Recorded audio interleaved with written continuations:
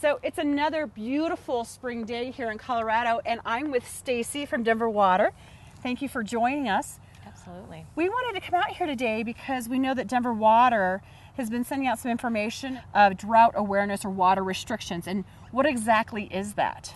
Well, you know, we always ask our customers to use only what they need and not waste water. But this year especially, it's more important. We really didn't get a lot of snow in the mountains. That's what feeds our reservoirs and comes down to the city. And so we're asking customers to cut back a little bit more than they normally do to help us save water and get through the summer. Well, and the truth is, you're not really asking anything dramatic, but we're trying to make people just water-wise gardeners. You guys have mailed out some information to people, and what does that look like? What can they find in their mailbox? A nice bright orange flyer here, and it talks about what our watering rules are throughout the summer, and also gives some suggested watering times for your grass and your lawn to help cut back on that water use. Don't water during the day, during the heat of the day, and you know, you don't need to water every day. So those are some tips. But yeah, rotary nozzles and weather-based smart controllers with rain sensors are available as well.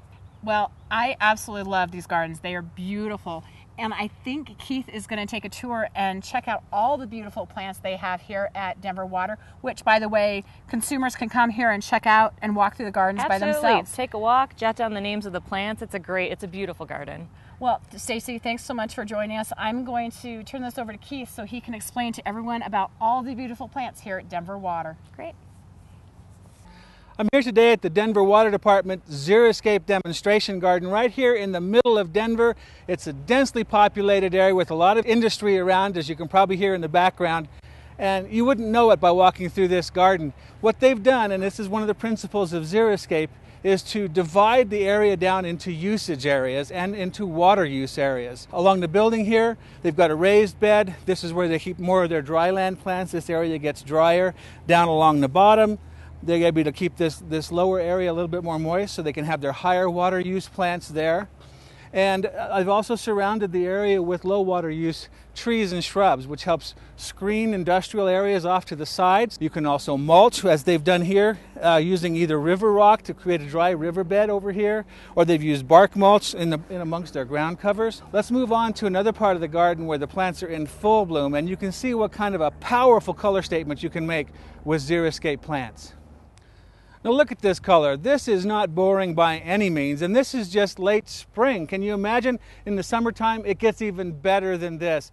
Notice how they've taken these areas and planted large chunks of color rather than mixing it all up into some patchwork quilt where you lose all the effect. So choose your plants that have foliage that is interesting even when the plants aren't in flower, and maybe a little contrast from something fine textured like the artemisias to something more coarse like the daylilies or the Jupiter's beard here in the pink. Now MJ is going to join me over here in a little bit to show you some of the plants that you can find at your local garden centers and exactly what to look for. What is this? This couldn't possibly be a xeric plant. It is a great xeric plant. This is one of the new varieties of viola that they've developed over the years, and it's truly a perennial variety. All of these plants, same thing applies. The salvias, the yarrows, the columbines. You wouldn't think of columbine as being a xeric plant, but they're native to our mountains. I love cosmos. Those will reseed and come back beautiful.